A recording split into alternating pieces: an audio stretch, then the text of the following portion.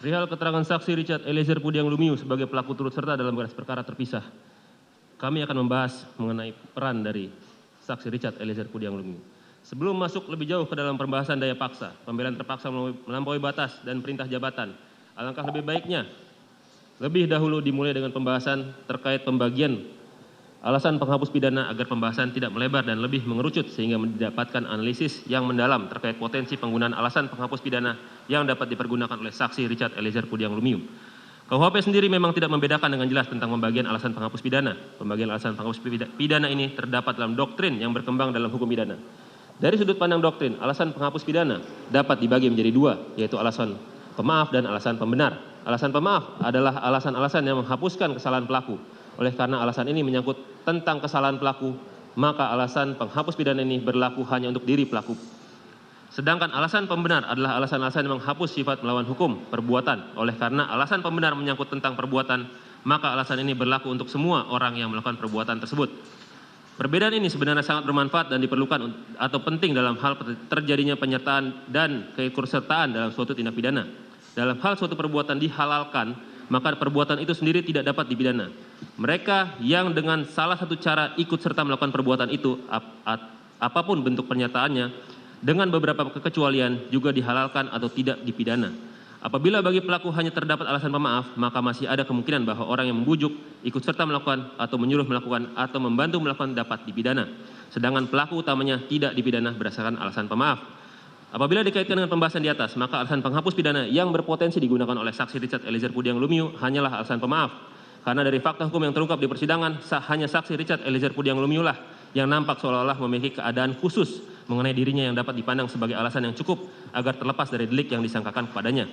Sehingga tidaklah tepat jika menggunakan alasan pembenar kepada saksi Richard Eliezer Pudiang Lumiu sebagai alasan penghapus pidananya. Yang mana apabila dikaitkan dengan pembahasan di atas, konsekuensi yang dari alasan pembenar adalah semua orang, yaitu saksi Ferdi Sambo, saksi Putri Candrawati, saksi Ricky Rizal Wibowo, dan terdakwa Kuatmaruf yang ikut dalam perbuatan tersebut, apapun bentuk penyertaannya, tidak dapat dipidana oleh karena alasan pembenar menghapuskan sifat melawan hukum dari suatu perbuatan tersebut. Adapun yang termasuk dalam alasan pemaaf yang diatur dalam Kitab Undang-Undang Hukum Pidana, yaitu sebagai berikut. Pasal 44 KUHP, perbuatan dilakukan oleh orang yang tidak mampu bertanggung jawab. Perbuatan dilakukan karena terdapat daya paksa, pasal 48 KUHP. Perbuatan karena pembelaan terpaksa yang melampaui batas, pasal 49 ayat 2 KUHP. Perbuatan yang dilakukan untuk menjalankan perintah jabatan yang tidak sah, pasal 51 ayat 2 KUHP. Penuntut umum akan membahas perihal keadaan tersebut satu persatu. Pertama, daya paksa, pasal 48 KUHP. Menurut Simons, overmah itu dapat berupa keadaan terpaksa secara fisik dan keadaan terpaksa secara psikis. Secara fisik itu dapat terjadi karena paksaan yang dilakukan oleh orang ketiga, misalkan dengan memegang tangan orang yang dipaksa untuk menandatangani sepucuk surat di dalam kejahatan pemalsuan surat. Selanjutnya misalkan dengan dirampasnya kemerdekaan seseorang yang dipanggil sebagai saksi, termasuk pula ke dalam suatu perbuatan yang dilakukan karena terpaksa disebabkan bekerjanya kekuatan alam.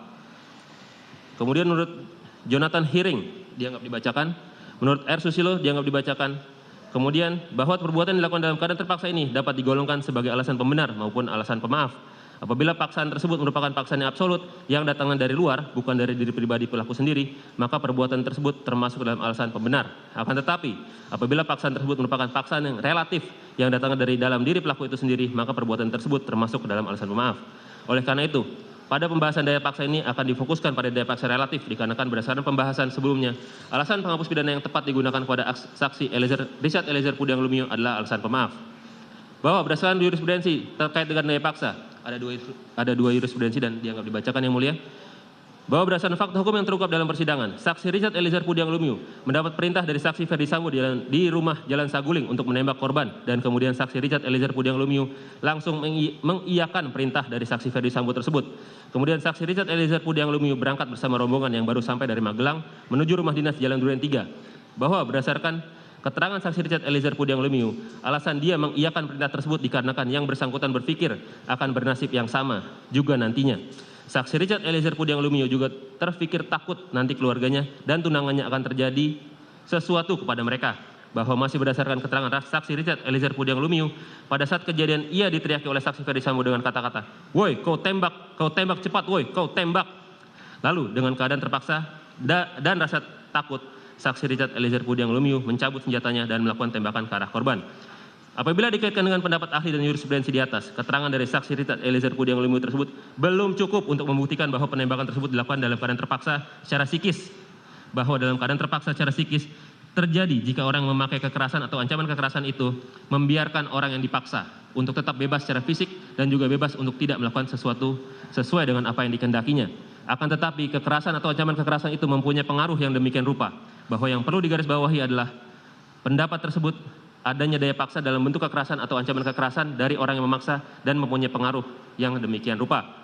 Bahwa dari keterangan saksi Richard Eliezer Pudiang Lumiu tidak tergambar adanya paksaan baik itu dalam bentuk kekerasan maupun ancaman kekerasan yang mempunyai pengaruh demikian rupa dari saksi Ferdi Sambo yang mengakibatkan saksi Ferdi Sambo dalam keadaan tertekan secara psikis sehingga langsung mengiyakan perintah dari saksi Ferdi Sambo bahwa teriakan saksi Ferdi Sambo dengan kata-kata kau tembak cepat, woi kau tembak, tidak termasuk paksaan baik dalam bentuk kekerasan maupun ancaman kekerasan yang mempunyai pengaruh demikian rupa yang dapat mengakibatkan saksi Richard Eliezer Pudiang Lumiu dalam keadaan tertekan secara psikis sehingga saksi Richard Eliezer Pudiang Lumiu mencabut senjatanya dan melakukan tembakan ke arah korban.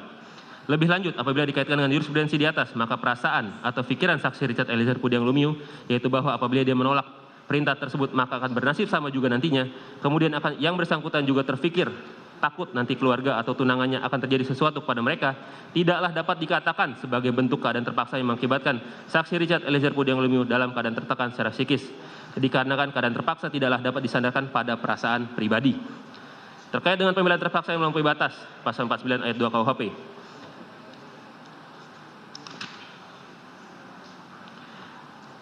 Pasal 5 masih terkait dengan pasal 49 ayat 1 KUHP, akan tetapi pembelaan diri di sini dilakukan sudah melampaui batas-batas yang wajar dalam pembelaan yang terpaksa melampaui batas. Ada dua hal yang harus diperhatikan yaitu dianggap dibacakan yang mulia. Pendapat R. Susilo dianggap dibacakan. Sesungguhnya pembelaan terpaksa melampaui batas sebagaimana diatur dalam pasal 49 ayat 2 KUHP pada pokoknya melanggar azas subsidiaritas dan azas proporsionalitas sebagaimana dipersyaratkan pada pembelaan terpaksa pasal 49 ayat 1 KUHP. Hanya saja pembuatnya tidak dipidana karena dalam keadaan tekanan psikis yang berat.